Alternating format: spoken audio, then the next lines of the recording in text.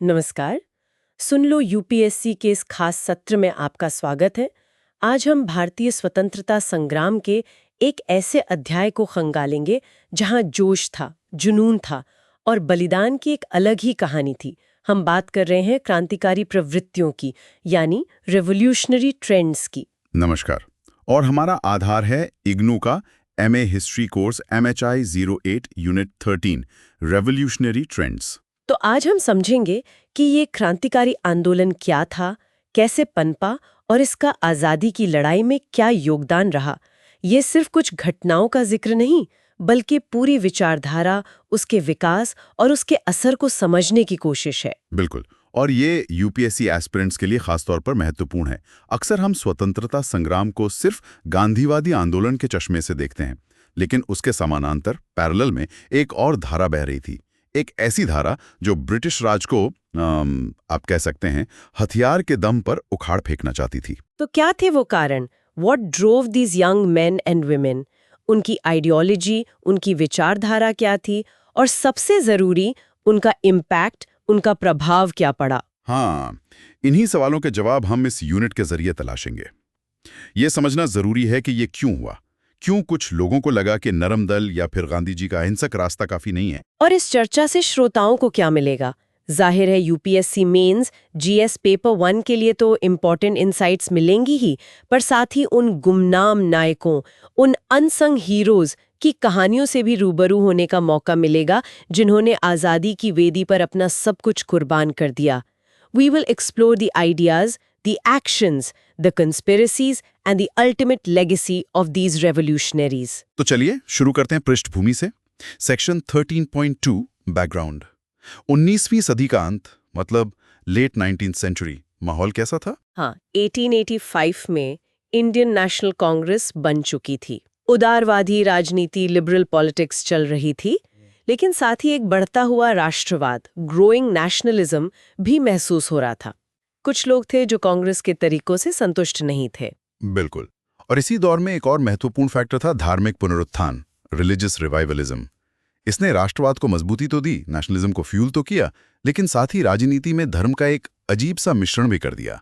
A curious blending of religion with politics. अच्छा, कैसे? मतलब किस तरह का प्रभाव था ये? देखिए, खासकर हिंदू पुनरुत्थानवाद, हिंदू रिवाइवलिज्म की बात करें तो राष्ट्रीय परंपराओं, नेशनल ट्रेडिशंस के प्रति एक नया सम्मान जागा। विदेशी शासन, एलियन रूल और पश्चिमी प्रभाव, वेस्टर्न इन्फ्लुएंस के प्रति एक तिरस्कार, एक कंटेम्प्ट की भावना बढ़ी। महाराष्ट्र में इसका असर साफ दिखता है ना? हाँ, लोकमान्य तिलक, बीजी तिलक और विनायक दामोदर सावरकर। वीरी सावरकर, हाँ बिल्कुल। तिलक ने गीता की एक क्रांतिकारी व्याख्या, रेवोल्यूशनरी इंटरप्रिटेशन पेश की। उन्होंने शिवाजी और गणपति उत्सवों को राजनीतिक मकसद, पॉलिटिकल पर्पस के लिए इस्तेमाल किया। ये एक तरह से लोगों को मोबिलाइज करने का तरीका था। और चापेकर बंधुओं, चापेकर ब्रदर्स का भी जिक्र आता है इसी संदर्भ में, जिन्होंने पुणे में प्लेग कमिश्नर रैंड का वध किया था। उनकी हिंदू धर्म संरक्षणी सदा भी थी। सही। और फिर सावरकर ने 1900 में मित्र मेला बनाया, जो 1904 में जाकर अभिनव भारत सोसाइटी बन गया। ये सीधे सीधे जुसेपे मजीनी के यंग इटली मूवमेंट से प्रेरित था। अच्छा, मजीनी से प्रेरणा? और ये अभिनव भारत सोसाइटी करती क्या थी? मीटिंग्स होती थी, पब्लिकेशंस निकलते थे, त्योहारों का आयोजन होता था। बेसिकली युवाओं में क्रांतिकारी भावना जगाने का काम चल रहा था। ये तो हुई महाराष्ट्र की बात। बंगाल में क्या सीन था? बंगाल तो वैसे भी राष्ट्रवाद का गढ़ माना जाता था। बिल्कुल। बंगाल में प्रेरणा के स्रोत अलग थे, पर भावना वही थी।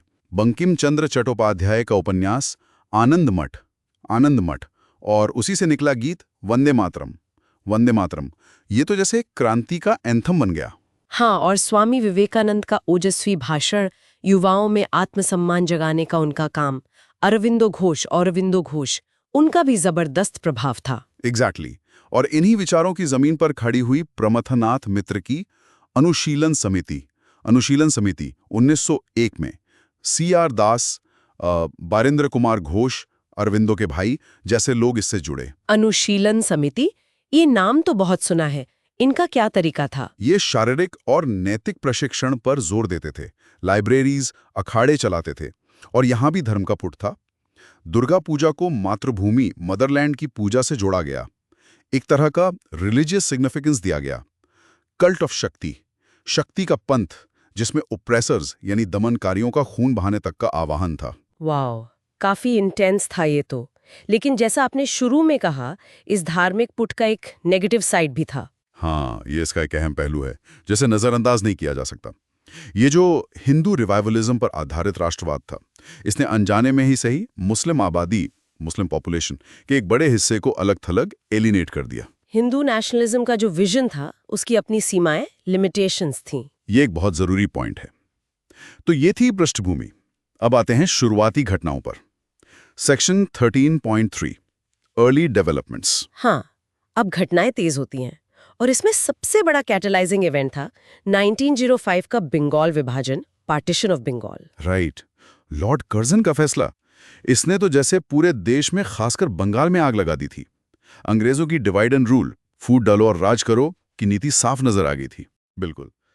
और इसी गुस्से और हताशा में क्रांतिकारियों ने रूसी तरीके, रशियन मेथड्स, जैसे कि बम बनाना, हत्याएं करना, इनको अपनाना शुरू किया। दिसंबर 23, 1907 को ढाका के पूर्व मजिस्ट्रेट पर हमला हुआ, हालांकि वो बच निकले। और फिर आया मुजफ्फरपुर कांड, अप्रैल 1908, जज किंग्सफोर्ड पर हमला करने की कोशिश। हाँ, खुदीराम बोस और प्रफुल्ल चाकी, ये युवा क्रांतिकारी थे।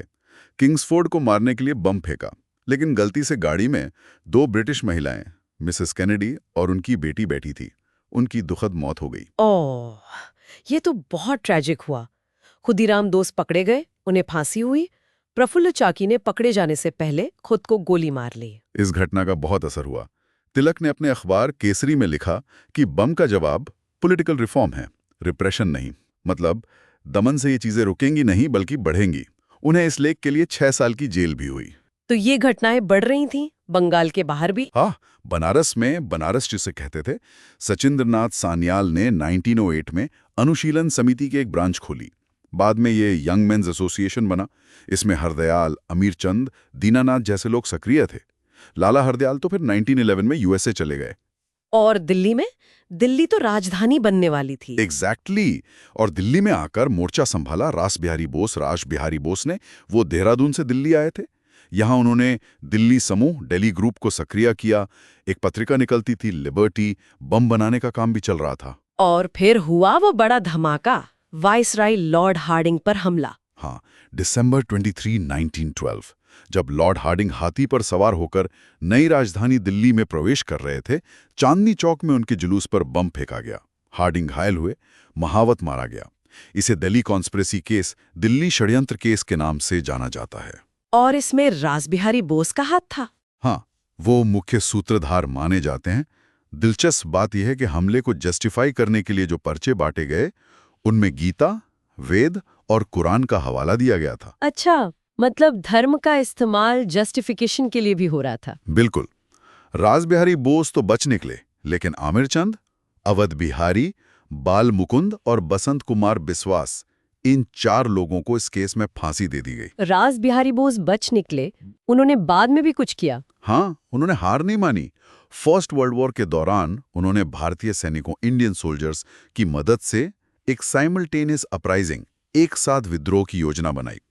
तारीख तय हुई फरवरी 21, 1915। वाओ, पूरे देश में एक साथ। हाँ, पंजाब से लेकर सिंगापुर तक। लेकिन योजना लीक हो गई, एक गद्दार की वजह से। बहुत गिरफ्तारियां हुई। इसे फर्स्ट लाहौर कॉन्स्पिरेसी केस कहा जाता है।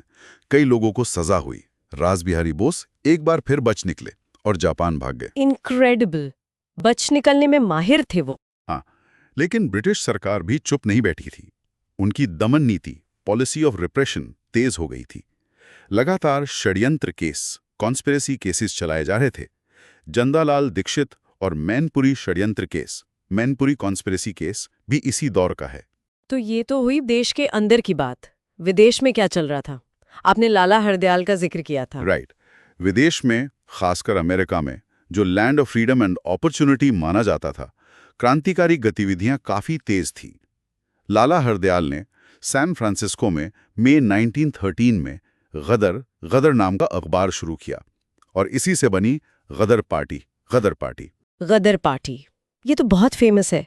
इनका क्या एजेंडा था? गदर का मतलब ही है विद्रोह। पार्टी का चरित्र काफी हद तक धर्मनिरपेक्ष, सेक्युलर था। उनका लक्ष्य था भारत में पंचायत राज, पंचायत राज या एक रिपब्लिकन स्टेट गणराज्य स्थापित करना, ब्रिटिश राज को उखाड़ फेंकना। और इसका असर कहाँ तक था? सिर्फ अमेरिका में? नहीं, गदर आंदोलन का प्रसार फार ईस्ट तक हुआ। बरकतुल्लाह खां जापान में सक्रिय थे। हांगकांग, शंघाई, सिंगापुर सब जगह इसकी गूंज थी।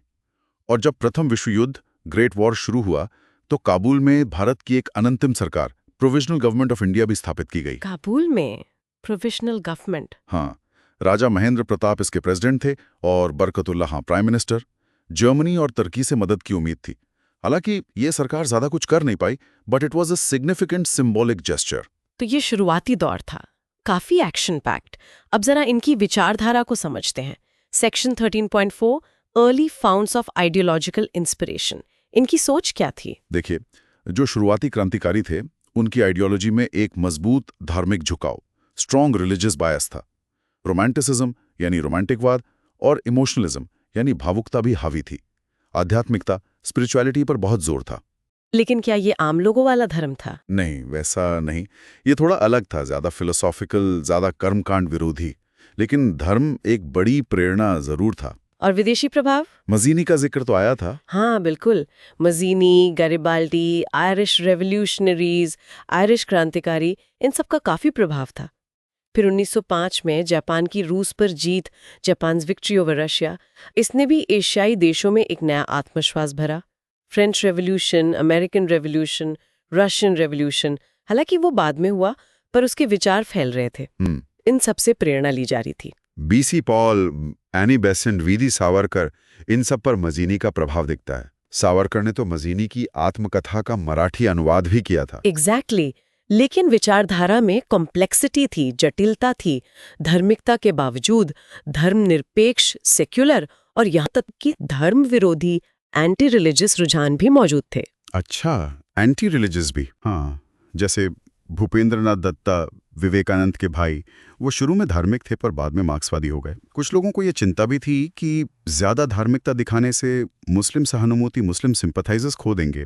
हेमचंद्र कानूनगो, जो बम बनाने की ट्रेनिंग लेने पेरिस गए थे, वो तो काफी एंटी रिलीजियस हो गए थे। और कहा जाता है कि शुरुआती शहीदों, अर्ली मार्टर्स में भी कुछ संशयवादी स्केप्टिक्स थे। हाँ, जैसे सत्येंद्रनाथ बसु, कन्हैयालाल दत्ता, यहाँ तक कि खुदीराम बोस के बारे में भी कहा जाता है कि वे पारंपरिक अर्थों में धार्मिक नहीं थे। तो फिर इसका आकलन, असेसमेंट कैसे करें? क्या ये विचारधारा कमजोर थी? देखिए, कमियां, वीकनेसेस थी। धार्मिक पुठ ने मुस्लिम अलगाव को बढ़ाया। रणनीति कई बार उतनी स्पष्ट नहीं थी, लेकिन इन सब के बावजूद उनका सुप्रीम गोल, मुख्य लक्ष्य भारत की मुक्ति, इमेंसिपेशन ऑफ इंडिया ही था। और उन्होंने एक क्रांतिकारी विचारधारा, रेवोल्यूशनरी आइडियोलॉजी और कार्यक्रम, प्रोग्राम की खोज शुरू कर दी थी। वो सामाजिक सुधार, सोशल रिफॉर्म का उपदेश नहीं दे रहे थे, लेकिन जाति पाति जैसी पुरानी बाधाओं, बैरियर्स को अपने स्तर पर तोड़ रहे थे। बिल्कुल। और बाद में खासकर बोल्शेविक रेवोल्यूशन, बोल्शेविक क्रांति के बाद उनकी सोच में और बदलाव आया। राइट। ये समझ बढ़ी कि क्रांति सिर्फ बम और पिस्तौल का खेल नहीं, बल्कि एक सामाजिक प्रक्रिया है, सोशल प्रोसेस। राइट। तो ये विचारधारा विकसित हो रही थी। अब आते हैं एक नए दौर पर। Section 13.5 beginnings of a new revolutionary spirit. प्रथम विश्व युद्ध के बाद का समय। हाँ, फर्स्ट वर्ल्ड वॉर के बाद हालात बदल गए थे। आर्थिक स्थिति बहुत खराब हो गई थी, वर्सेंड इकोनॉमिक सिचुएशन। टैक्स बहुत ऊंचे थे, हाई टैक्सेस, लोगों में भारी असंतोष था। और उम्मीदें भी थीं। वुड्रो विल्सन के सेल्फ डिटर्मिनेशन के सिद्धांत, युद्ध के दौरान किए गए वादे, प्लेजेस, फिर अगस्त 1917 का मॉन्टेग्यू डिक्लेरेशन। लोगों को लगा था कि शायद अब कुछ सब्सटैंटिव मिलेगा। लेकिन मिला क्या? रोलेट बिल 1919, ये एक बहुत बड़ा झटका था। ये बिल सरकार को बिना मुकदमा चलाए किसी को भी नजरबंद करने का अधिकार देता था। एक तरह से अभिव्यक्ति की स्वतंत्रता, फ्री एक्सप्रेशन पर हमला था। ये क्यों लाया गया था? सरकार को डर था कि डिफेंस ऑफ इंडिया एक्ट, जो युद्ध के दौरान लागू था, उसके खत्म होने के बाद क्रांतिकारी, आतंकवाद, टेररिज्म, जैसा वो कहते थे, और बोल्शेविज्म फिर से सर उठाएगा।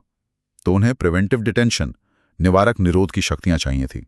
लेकिन इसका विरोध तो जबरदस्त हुआ, यूनिवर्सल कॉन्डेमनेशन। हाँ, हर तरफ से। और यहीं पर गांधी जी ने एक बड़ा कदम उठाया। उन्होंने इसके खिलाफ सत्याग्रह का आह्वान किया, हड़तालें हुईं। और इसी विरोध के दौरान हुआ वो दर्दनाक हादसा, जलियांवाला बाग मैसेकर, जलियांवाला बाग हत्याकांड, अप्रैल 13, 1919, अमृतसर में एक ऐसी घटना जिसने पूरे देश को झकझोर कर रख दिया। जनरल डायर के आदेश पर निहत्थी भीड़ पर गोलियां चलाई गईं। सैकड़ों लोग मारे गए। गांधी जी ने कहा कि ये डायरिज्म है और इसके खिलाफ लड़ना होगा। और इसी पृष्ठभूमि में शुरू हुआ नॉन कोऑपरेशन मूवमेंट, असहयोग आंदोलन 1920। हाँ, गांधी जी ने वादा किया 1 साल में स्वराज इन 1 ईयर। उन्होंने क्रांतिकारियों से भी अपील की कि वे अपनी गतिविधियां बंद कर दें और इस आंदोलन को मौका दें। और क्या क्रांतिकारियों ने उनकी बात मानी? हाँ, ज्यादातर ने मानी।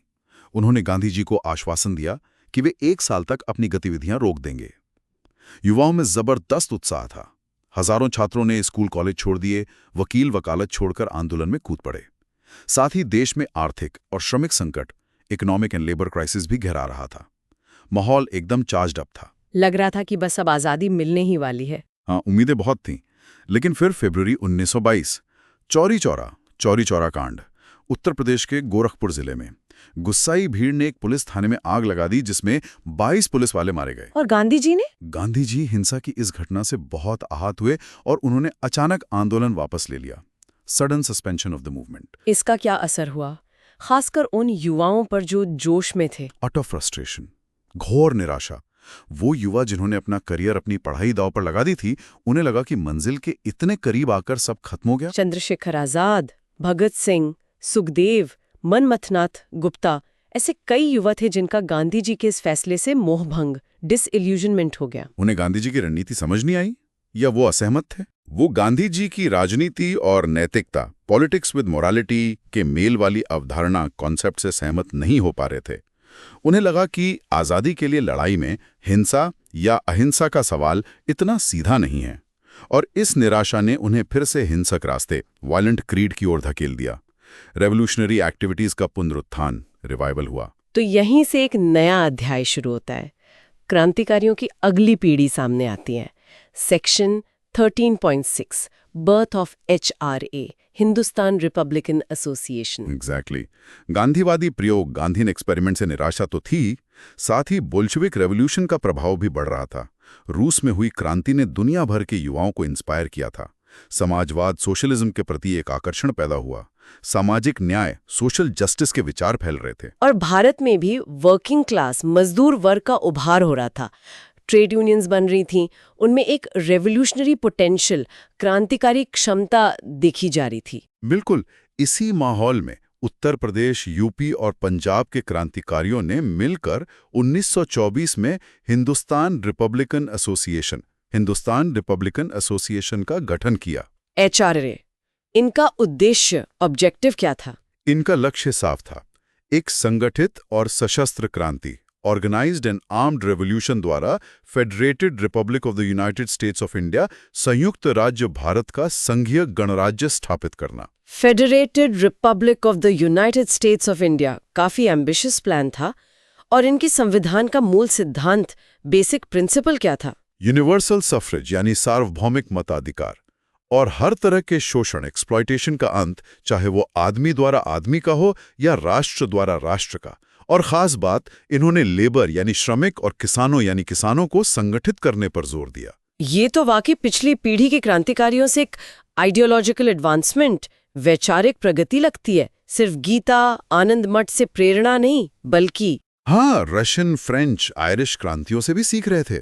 समाजवाद के विचारों का प्रभाव बढ़ रहा था।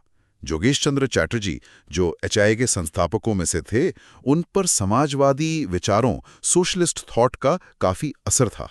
अब जरा HRA की विचारधारा और कार्यक्रम को और डिटेल में देखते हैं।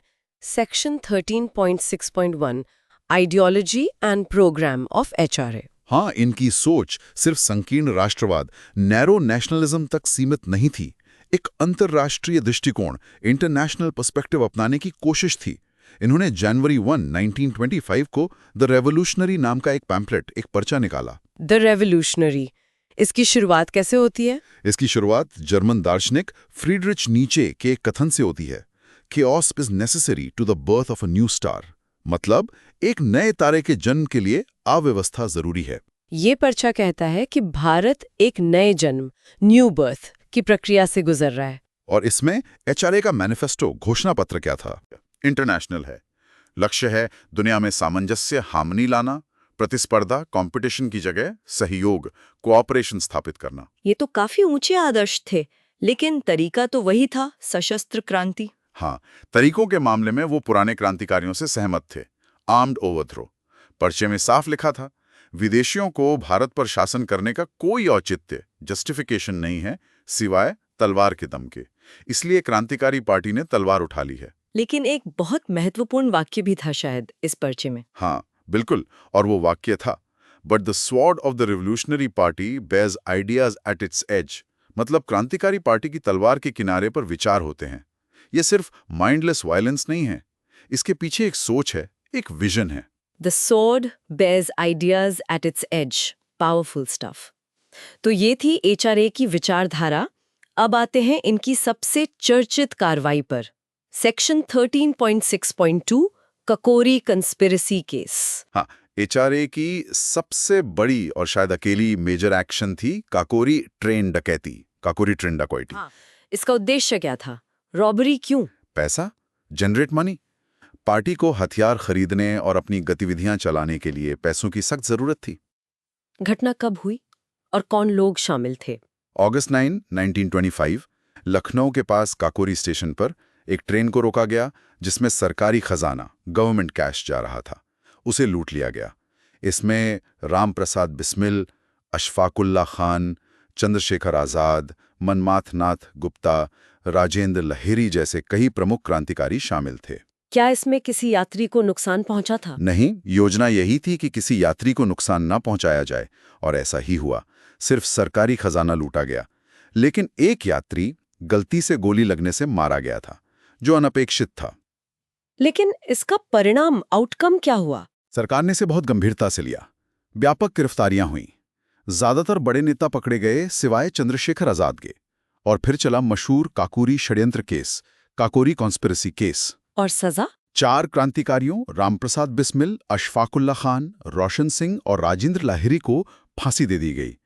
बाकी कई लोगों को लंबी कैद की सजा हुई, अंडमान तक भेजा गया। अशफाकुल्ला खान शायद पहले मुस्लिम क्रांतिकारी थे जिन्हें फांसी हुई। हाँ, रिकॉर्डेड इतिहास में वो पहले मुस्लिम माने जाते हैं जिन्हें ब्रिटिश सरकार ने क्रांतिकारी गतिविधियों के लिए फांसी दी। उनकी और बिस्मिल की दोस्ती भी एक मिसाल थी। तो काकोरी कांड ने एचआरए को बहुत कमजोर कर दिया। बिल्कुल, संगठन लगभग बिखर गया। लीडरशिप जेल में थी या फांसी पर चढ़ चुकी थी। लेकिन कहानी यहाँ खत्म नहीं हुई। अब उठाई पर आती है HSRA, section 13.7, formation and activities of HSRA, Hindustan socialist Republican association. हाँ, 1920 का अंत। माहौल फिर बदल रहा था। दुनिया भर में गंभीर आर्थिक मंदी, सीवियर इकोनॉमिक डिप्रेशन का दौर था। भारत में इसका असर दिख रहा था। किसानों और मजदूरों की हालत खराब थी। और इसी वजह से मजदूर उभार, लेबर अपसर्ज भी तेज हो रहा था। एग्जैक्टली। ट्रेड यूनियन मूवमेंट जोरों पर था। हड़तालें आम थीं। वर्ग चेतना, क्लास कॉन्शियसनेस बढ़ रही थी। बोल्शेविक इन्फ्लुएंस भी लगातार बढ़ रहा था। लेबर यूनियंस का गठन तेजी से हो रहा था। और युवाओं में भी एक नई बेचैनी थी, यूथ मूवमेंट्स। हाँ, 1928-29 के आसपास युवा आंदोलन बहुत सक्रिय थे। उनकी मांगें अब सिर्फ डोमिनेंट स्टेटस नहीं, बल्कि पूर्ण स्वतंत्रता, कंप्लीट इंडिपेंडेंस की थी। और साथ ही वे मौलिक सामाजिक आर्थिक परिवर्तन, radical social and economic changes की भी मांग कर रहे थे। इसी दौर में जवाहरलाल नेहरू और सुभाष चंद्र बोस भी युवाओं के हीरो बनकर उभरे। बिल्कुल, उन्होंने कांग्रेस के भीतर ही इंडिपेंडेंस फॉर इंडिया लीग का गठन किया। ये एक तरह का प्रेशर ग्रुप था जो कांग्रेस पर पूर्ण स्वराज का प्रस्ताव पास करने का दबाव बना रहा था। नेहरू का झुकाव समाजवाद की तरफ साफ दिख रहा था, सोशलिस्ट लीनिंग्स। वो किस तरह के राज्य की बात कर रहे थे? नेहरू एक ऐसे राज्य की कल्पना कर रहे थे जहां हर व्यक्ति को विकास के पूर्ण अवसर मिले, जहां उत्पादन और वितरण के साधनों पर राज्य का नियंत्रण हो, state control of the means of production and distribution. ये बातें वो अपने भाषणों में कह रहे थे। लेकिन क्या कांग्रेस इस रेडिकलिज्म को एक्शन में बदल पा रही थी? यहीं पर दिक्कत थी। कांग्रेस का सैद्धांतिक कट्टरपंथ, थियोरेटिकल रेडिकलिज्म, ठोस कार्रवाई, कॉन्क्रीट एक्शन में तब्दील नहीं हो पा रहा था। नेहरू खुद भी युवाओं की उम्मीदों के बावजूद कई मौकों पर गांधी जी के सामने पीछे हट जाते थे। इससे युवाओं में फिर निराशा फैली। और उधर एचआरए वाले भी निराश थे, काकोरी के बाद बिखरे हुए थे। हाँ, तो जरूरत थी पुनर्गठन की, रीबिल्डिंग की। और इस बार कमान संभाली युवा पीढ़ी ने। भगत सिंह, सुखदेव, शिव वर्मा, विजय कुमार सिन्हा और जो पुराने लोगों में से बच गए थे, चंद्रशेखर आजाद। इन्होंने मिल के फिर से संगठन खड़ा किया। हाँ, पहले कानपुर में 1927 में एक मीटिंग हुई, फिर सबसे महत्वपूर्ण मीटिंग हुई दिल्ली के फिरोज शाह कोटला के खंडरों में, सितंबर 8 और 9, 1928। इसमें यूपी, बिहार, पंजाब, राजस्थान के क्रांतिकारी प्रतिनिधि शामिल हुए। एक केंद्रीय समिति, सेंट्रल कमेटी का गठन हुआ। और यहीं पे वो बड़ा फैसला लिया गया, समाजवाद वाला। एग्जैक्टली, ये सबसे महत्वपूर्ण निर्णय था। समाजवाद, सोशलिज्म को संगठन के मुख्य लक्ष्य के रूप में शामिल किया गया और इसी के साथ पार्टी का नाम भी बदला गया। हिंदुस्तान रिपब्लिकन एसोसिएशन HRA बन गई Hindustan socialist Republican association HSRA। HRA से HSRA, तो फर्क क्या था? HRA भी तो फेडरेटेड रिपब्लिक और शोषण मुक्त समाज की बात कर रही थी। HSRA का लक्ष्य था फेडरेटेड रिपब्लिक और अडल्ट सफरेज। HSRA ने इसे और स्पष्ट करते हुए सोशलिस्ट रिपब्लिक का लक्ष्य रखा। समाजवाद पर जोर ज्यादा था। और इसमें भगत सिंह का क्या रोल था? भगत सिंह और उनके साथियों ने लाहौर में नौजवान भारत सभा का भी गठन किया था, जिसका लक्ष्य एक समाजवादी गणराज्य, सोशलिस्ट रिपब्लिक स्थापित करना था। भगत सिंह का दृढ़ विश्वास था कि राजनीतिक स्वतंत्रता, पॉलिटिकल इंडिपेंडेंस काफी नहीं है, जब तक कि आर्थिक स्वतंत्रता, इकोनॉमिक फ्रीडम न मिले, शोषण खत्म होना चाहिए। HSRA के नियम भी काफी कड़े थे शायद। हाँ, जो HSRA के सैनिक, सोल्जर्स बनते थे, उन्हें घर छोड़ना होता था, परिवार से संपर्क नहीं रखना होता था और अपना पूरा समय, फुल टाइम एनर्जी पार्टी के काम में लगाना होता था। और एक खास बात, धार्मिक सांप्रदायिकता, रिलीजियस कम्युनलिज्म और कर्मकांड, रिचुअलिज्म पर सख्त पाबंदी, बैन थी। ये बहुत सिग्निफिकेंट है, मतलब धर्म को राजनीति से पूरी तरह अलग रखने की कोशिश। बिल्कुल, ये HRA के मुकाबले एक बड़ा शिफ्ट था। अब आते हैं HSRA की गतिविधियों पर। 1928 का साल, पॉलिटिकली अ फुल ईयर। हाँ, 1928 में साइमन कमीशन भारत आया था। Right. February 3, 1928 Bombay, Simon commission, जिसमें एक भी भारतीय सदस्य नहीं था, ऑल वाइट कमीशन। इसे एक राष्ट्रीय अपमान, नेशनल अफ्रंट की तरह देखा गया। और पूरे देश में इसका जबरदस्त बहिष्कार, बॉयकॉट हुआ। गो बैक साइमन के नारे लगे। हाँ, लाहौर में भी विरोध प्रदर्शन हुआ, जिसका नेतृत्व कर रहे थे लाला लाजपत राय, पंजाब केसरी।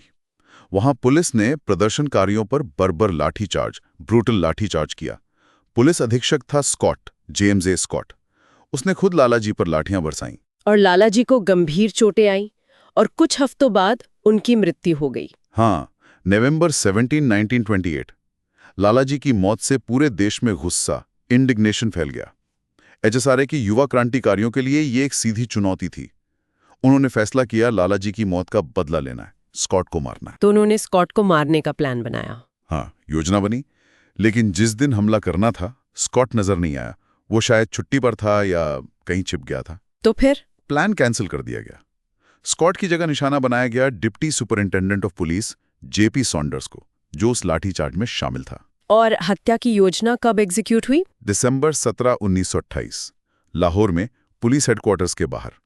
जिम्मेदारी दी गई थी राजगुरु, भगत सिंह और चंद्रशेखर आजाद को। जैसे ही सॉन्डर्स ऑफिस से बाहर निकला, राजगुरु ने पहली गोली चलाई, फिर भगत सिंह ने भी गोलियां मारी। सॉन्डर्स वहीं ढेर हो गया। पूरे लाहौर में सनसनी फैल गई होगी। जाहिर है, और HSRA ने इसकी जिम्मेदारी ली। शहर में लाल पर्चे, रेड लीफलेट्स बांटे गए, जिन पर लिखा था bureaucracy alerted, Lala Lajpat Rai's death is avenged. और उन पर्चों में उन्होंने अपना मकसद फिर दोहराया। हाँ, पर्चे में लिखा था we aim at such a revolution which would end exploitation of man by man.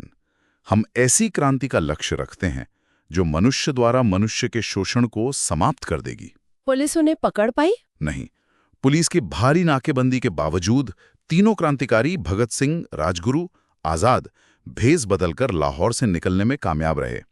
Bhagat Singh ने तो अपने बाल कटवा लिए और हैट पहन लिया था। दुर्गा भाभी, भगवती चरण वोहरा की पत्नी, और राजगुरु उनके नौकर बनकर साथ निकले। आजाद साधु के भेष में निकल गए। कमाल की प्लानिंग थी। तो सॉन्डर्स की हत्या के बाद HSRA का अगला कदम क्या था? अगला कदम और भी ड्रामेटिक था। Central assembly bomb explosion. Delhi में केंद्रीय असेंबली में बम फेंकना। असेंबली में बम क्यों? उस समय सरकार 2 विवादास्पद बिल पास करने की कोशिश कर रही थी, पब्लिक सेफ्टी बिल और ट्रेड डिस्प्यूट्स बिल। ये बिल बेसिकली मजदूरों के आंदोलन और कम्युनिस्ट गतिविधियों को दबाने के लिए लाए गए थे। एचएसआरए इन बिलों का विरोध कर रही थी। तो बम फेंकने का मकसद क्या था? किसी को मारना? नहीं, बिल्कुल नहीं। एचएसआरए का मानना था कि सरकार जनमत की आवाज नहीं सुन रही है। बहुमत मेजॉरिटी न होने के बावजूद वाइसरॉय अपनी स्पेशल पावर से इन बिलों को पास करवाना चाहते थे। तो एचएसआरए सरकार को यह दिखाना चाहती थी कि अगर वो जनता की आवाज दबा सकती है तो एचएसआरए भी अपनी आवाज सुना सकती है। It was a symbolic act. तो भगत सिंह का क्या सोचना था इस पर? भगत सिंह का मानना था कि ब्रिटिश साम्राज्यवाद, ब्रिटिश इंपीरियलिज्म से न्याय की उम्मीद करना बेकार है। दमन, सप्रेशन और बढ़ेगा। ऐसे में बलिदान, सैक्रिफाइस ही एकमात्र रास्ता है। और मजदूरों और किसानों के आंदोलन, लेबर एंड पेजेंट मूवमेंट के साथ एकजुटता, सॉलिडारिटी दिखाने के लिए भी एक एक्शन की जरूरत थी। तो योजना क्या बनी और बम किसने फेंका? योजना बनी कि जब ये बिल असेंबली में पेश हों तब खाली जगह पर बम फेंका जाए और पर्चे बांटे जाएं। पहले तय हुआ था कि जयदेव कपूर और बटुकेश्वर दत्त, बीके दत्त ये काम करेंगे, लेकिन बाद में सुखदेव के कहने पर भगत सिंह ने खुद जाने का फैसला किया। तो फाइनली भगत सिंह और बीके दत्त गए। घटना कब हुई? अप्रैल 8, 1929। जैसे ही ट्रेड डिस्प्यूट्स बिल पास होने की घोषणा हुई और पब्लिक सेफ्टी बिल पर बहस शुरू हुई, भगत सिंह और बीके दत्त ने विजिटर्स गैलरी से सेंट्रल हॉल में 2 बम फेंके। और बमों से नुकसान? बम इस तरह बनाए गए थे कि उनसे धुआं और आवाज ज्यादा हो, नुकसान कम। कुछ लोगों को मामूली चोटें आईं, लेकिन कोई गंभीर रूप से घायल नहीं हुआ। और बम फेंकने के बाद वो भागे? नहीं, यही तो खास बात थी। वो भागे नहीं, उन्होंने वहीं खड़े होकर नारे लगाने शुरू कर दिए। इनकलाब जिंदाबाद, down with imperialism, workers of the world unite. इनकलाब जिंदाबाद, ये नारा तो भगत सिंह के साथ ही जुड़ गया। हाँ, इसे लोकप्रिय बनाने का श्रेय उन्हीं को जाता है। उन्होंने लाल पर्चे भी फेंके जिन पर फ्रांसीसी क्रांतिकारी ऑगस्ट वॉयलेंट का उद्धरण लिखा था, it takes a loud voice to make the deaf hear, यानी बहरों को सुनाने के लिए ऊंची आवाज की जरूरत होती है। और फिर उन्होंने गिरफ्तारी दे दी। हाँ, उन्होंने खुद को पुलिस के हवाले कर दिया। मकसद यही था, गिरफ्तारी देना और फिर अदालत को अपने विचारों का प्रचार का मंच बनाना। इस घटना का क्या असर हुआ? पूरे देश में सनसनी फैल गई। ब्रिटिश साम्राज्यवाद में सिहरन दौड़ गई। स्वतंत्रता सेनानियों में खुशी की लहर थी और जैसा भगत सिंह ने चाहा था, उन्हें अदालत का मंच मिल गया। उन्होंने अदालत का इस्तेमाल कैसे किया? उन्होंने और बीके दत्त ने अपने बयानों में एचएसआरए के उद्देश्यों को साफ किया। उन्होंने बताया कि उनका मकसद किसी की जान लेना नहीं, बल्कि बहरी हो चुकी सरकार तक अपनी आवाज पहुंचाना था। उन्होंने समाजवाद, सोशलिज्म और क्रांति के अपने विचारों को खुलकर रखा। उन्होंने कहा कि क्रांति का मतलब सिर्फ बम और पिस्तौल नहीं, बल्कि समाज का आमूल-चूल परिवर्तन है। एक क्लासलेस सोसाइटी, वर्गहीन समाज की स्थापना है, जहां इंसान द्वारा इंसान का शोषण ना हो। इस केस का फैसला क्या आया? जून 12, 1929 को फैसला आया। भगत सिंह और बीके दत्त को असेंबली बम कांड के लिए आजीवन कारावास, ट्रांसपोर्टेड फॉर लाइफ की सजा सुनाई गई। लेकिन भगत सिंह को तो फांसी हुई थी। हाँ, क्योंकि इसके बाद भगत सिंह और उनके कई साथियों पर सॉन्डर्स हत्याकांड और अन्य क्रांतिकारी गतिविधियों के लिए एक और मुकदमा चलाया गया, जिसे लाहौर कॉन्स्पिरेसी केस, लाहौर षड्यंत्र केस कहा जाता है। भगत सिंह को दिल्ली से लाहौर जेल ले जाया गया। तो अब शुरू हुआ लाहौर कॉन्स्पिरेसी केस, सेक्शन 13.7.3। हाँ, ये मुकदमा लगभग 2 साल तक चला और क्रांतिकारियों ने इस मुकदमे का भी अदालत को अपने विचारों के प्रचार के लिए भरपूर इस्तेमाल किया। Effective use of court as a platform. और इसी दौरान जेल में वो मशहूर भूख हड़ताल भी हुई थी। बिल्कुल। जेल में भारतीय कैदियों, खासकर राजनीतिक कैदियों, पॉलिटिकल प्रिजनर्स के साथ बहुत बुरा बर्ताव होता था। उन्हें यूरोपियन कैदियों जैसे अधिकार नहीं मिलते थे। इसी के विरोध में भगत सिंह और उनके साथियों ने लंबी भूख हड़तालें, लॉन्ग हंगर स्ट्राइक्स की। और इसी भूख हड़ताल में जतिन दास शहीद हुए थे। जतिंद्रनाथ दास, जतिन दास, वो बंगाल के क्रांतिकारी थे। उन्होंने 63 दिन तक भूख हड़ताल की, पानी तक पीना छोड़ दिया था और सितंबर 13, 1929 को उनकी शहादत, मार्टियरडम हो गई। 63 दिन, अविश्वसनीय। इसका क्या असर हुआ? पूरे भारत में भारी हंगामा, ह्यूज अप्रोर हुआ।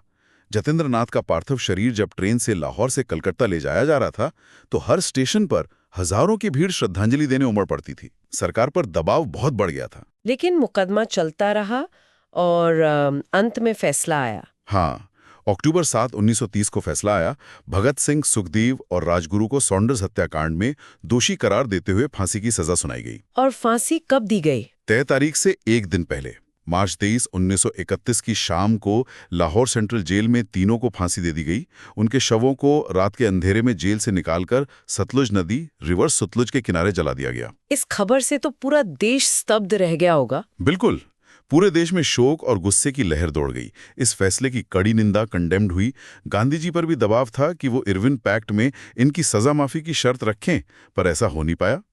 खैर, भगत सिंह अब तक घर घर में एक हाउसहोल्ड नेम बन चुके थे, प्रेरणा के प्रतीक बन चुके थे। भगत सिंह सुखदेव राजगुरु की शहादत HSRA के लिए ये एक बहुत बड़ा आघात था। लेकिन क्या क्रांतिकारी गतिविधियां रुक गईं? नहीं, पूरी तरह नहीं, खासकर बंगाल में। जब लाहौर केस चल ही रहा था, उसी दौरान बंगाल में एक और बड़ी क्रांतिकारी कार्रवाई हुई। Section 13.7.4 Chittagong armoury raid, Chittagong शस्त्रागार छापा। चटगांव, ये किसने किया था? इसके मास्टरमाइंड थे सूर्यसेन। वो एक स्कूल टीचर थे। लोग उन्हें प्यार और सम्मान से मास्टरदा कहते थे। वो बंगाल में क्रांतिकारियों के एक प्रमुख नेता थे। उन्होंने क्या योजना बनाई थी? Armoury raid. हाँ, अप्रैल 18, 1930 ईस्टर का दिन था। सूर्यसेन और उनके साथियों ने एक साथ कई जगहों पर हमला बोला। चिटगांव के जो पुलिस और सहायक बलों के शस्त्रागार थे, आर्मरीज, उन पर कब्जा कर लिया। सिर्फ शस्त्रागार पर कब्जा नहीं, ये एक सुनियोजित कार्रवाई थी। टेलीग्राफ ऑफिस पर कब्जा किया, टेलीफोन एक्सचेंज को नष्ट कर दिया ताकि चिटगांव का बाकी देश से संचार कट जाए, कट ऑफ कम्युनिकेशन। रेलवे लाइनें उखाड़ दी। यूरोपियन क्लब पर भी हमला बोला, हालांकि वहां उस वक्त कोई मिला नहीं। और उन्होंने अपनी मंशा भी जाहिर की। हाँ, उन्होंने पर्चे बांटे जिनमें एक प्रोविजनल रिवोल्यूशनरी गवर्नमेंट की स्थापना की घोषणा की गई थी। Indian Republican army Chittagong branch के नाम से ये पर्चे जारी किए गए, जिस पर प्रेसिडेंट के तौर पे सूर्यसेन के हस्ताक्षर थे। तिरंगा फहराया गया। ये तो बहुत बड़ी और डेयरिंग कार्रवाई थी। क्या वो चिटगांव पर कब्जा बनाए रख पाए? नहीं, लंबे समय तक नहीं। ब्रिटिश सेना ने जवाबी कार्रवाई की। क्रांतिकारियों को चिटगांव शहर छोड़कर पास की पहाड़ियों में शरण लेनी पड़ी। जालालाबाद पहाड़ी पर उनके अंग्रेज सेना से जबरदस्त लड़ाई हुई, जिसमें कई क्रांतिकारी शहीद हुए। लेकिन क्या ये आंदोलन तुरंत खत्म हो गया? नहीं, सूर्यसेन और उनके साथी अगले कुछ सालों तक गुरिल्ला युद्ध लड़ते रहे। छोटी मोटी कार्रवाइयां जारी रहीं, लेकिन धीरे धीरे गिरफ्तारियां होती गईं, सजाएं मिलती रहीं। सूर्यसेन कब पकड़े गए? सूर्यसेन फरवरी 1933 तक पकड़ में नहीं आए, लेकिन फिर एक मुखबिर की गद्दारी की वजह से वो गिरफ्तार हो गए। उनके साथी कल्पना दत्त और तारकेश्वर दास्तीदार जैसे प्रमुख सहयोगी भी मई 1933 तक गिरफ्तार हो गए।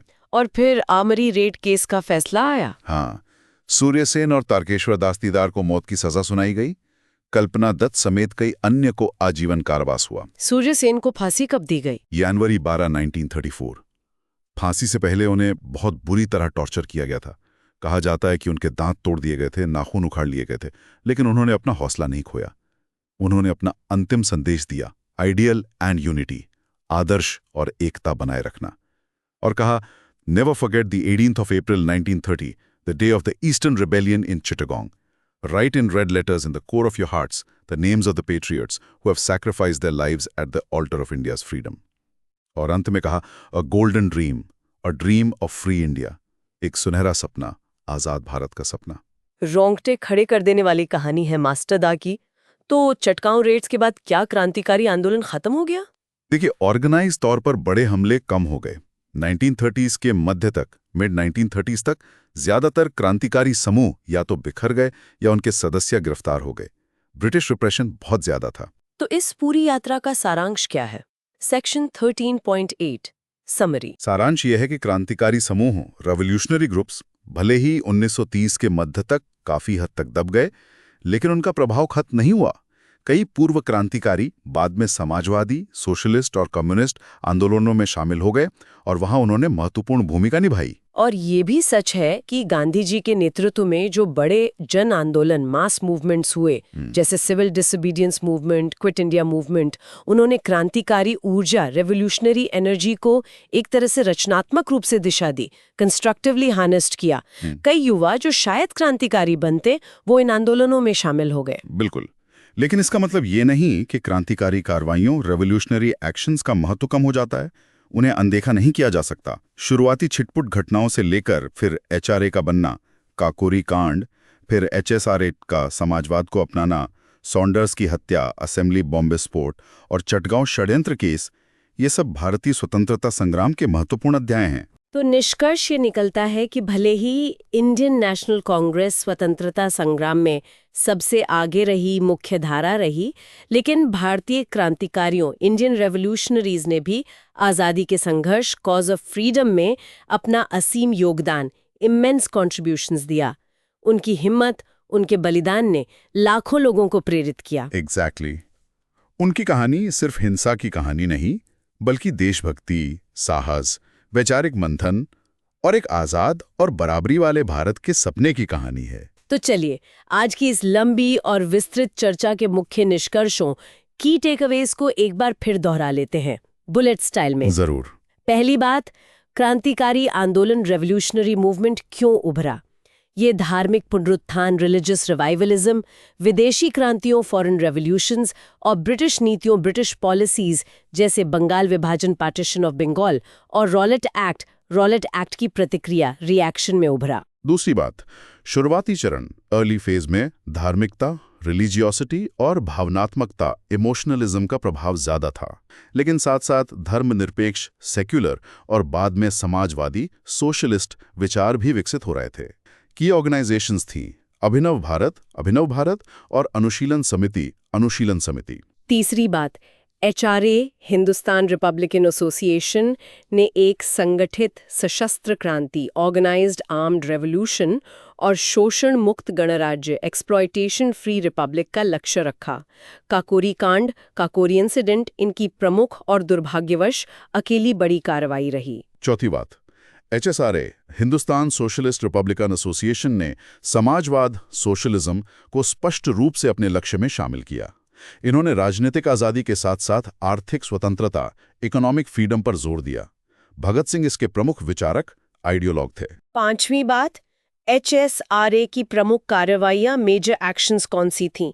सॉन्डर्स की हत्या, लाला लाजपत राय की मौत का बदला, central assembly bombing, central assembly bomb कांड, बहरों को सुनाने के लिए, और इनके सदस्यों पर चला लाहौर कॉन्स्पिरेसी केस। छठी बात, बंगाल में सूर्यसेन के नेतृत्व में हुआ चटगांव शस्त्रागार छापा, चिटगांव आमरी रेड भी एक महत्वपूर्ण घटना थी जिसने ब्रिटिश राज को हिला दिया। और सातवीं और आखिरी बात, इन क्रांतिकारियों ने अत्यधिक साहस, इमेंस करेज और बलिदान, सैक्रिफाइस का परिचय दिया। उन्होंने स्वतंत्रता संग्राम, फ्रीडम स्ट्रगल को प्रेरित किया, इंस्पायर किया और ब्रिटिश राज के सामने एक गंभीर चुनौती, सीरियस चैलेंज पेश की। भले ही वो अपने अंतिम लक्ष्य में सफल ना हो, उनका योगदान अविस्मरणीय है। बिल्कुल सही कहा। तो ये थे मुख्य बिंदु। अब अंत में एक विचारणीय प्रश्न। हाँ, एक प्रोवोकेटिव थॉट छोड़ जाते हैं श्रोताओं के लिए। इन क्रांतिकारियों के तरीकों, मेथड्स पर हमेशा बहस हो सकती है और होनी भी चाहिए। वायलेंस सही था या गलत, इस पर अलग अलग राय हो सकती है। But can we deny the intensity of their patriotism and their commitment to a truly free and equitable India? क्या हम उनकी देशभक्ति की तीव्रता और एक वास्तविक स्वतंत्र और समतामूलक भारत के प्रति उनकी प्रतिबद्धता को नकार सकते हैं? और ये भी सोचने वाली बात है कि how might history have unfolded differently without their actions? उनकी कार्यवाहियों के बिना भारत का इतिहास शायद कुछ और होता। जरूर सोचिएगा इस पर। बिल्कुल। तो ये थी हमारी आज की विस्तृत चर्चा भारत की क्रांतिकारी प्रवृत्तियों, रेवोल्यूशनरी ट्रेंड्स पर IGNO MHI 08 यूनिट 13 के आधार पर। उम्मीद है यूपीएससी एस्पिरेंट्स और इतिहास में रुचि रखने वाले सभी श्रोताओं को इससे विषय को गहराई से समझने में मदद मिली होगी। याद रखिए, ये केवल इतिहास के तथ्य, फैक्ट्स नहीं हैं। ये प्रेरणा है, इंस्पिरेशन है, ये सबक हैं, लेसन्स हैं, साहस के, बलिदान के और विचारधारा के निरंतर विकास के। बिल्कुल। और जैसा कि हम हमेशा कहते हैं, इस जानकारी को और पुख्ता करने के लिए इस चर्चा को दोबारा जरूर री-लिसन करें, ताकि महत्वपूर्ण नाम, घटनाएं, इवेंट्स और कॉन्सेप्ट्स आपके दिमाग में अच्छी तरह बैठ जाएं। This understanding is crucial not just for UPSC exams, but for appreciating the complex tapestry of India's freedom struggle. ये समझ सिर्फ परीक्षा के लिए नहीं बल्कि भारत के जटिल और बहुस्तरीय स्वतंत्रता संग्राम को सराहने के लिए भी अहम है। और अगर आपको हमारा ये प्रयास, हमारी ये पेशकश पसंद आई तो प्लीज शो योर सपोर्ट। हमारे YouTube चैनल सुन लो यूपीएससी को लाइक करें, शेयर करें अपने दोस्तों के साथ, अपने स्टडी ग्रुप्स में। अपने विचार हमें कमेंट्स में जरूर बताएं और हाँ, सब्सक्राइब करना तो बिल्कुल ना भूलें। बेल आइकन भी दबा दें ताकि आप कोई भी सेशन मिस ना करें। तो बस पढ़ते रहिए, सीखते रहिए, सवाल करते रहिए। Keep learning, keep questioning. जय हिंद। जय हिंद।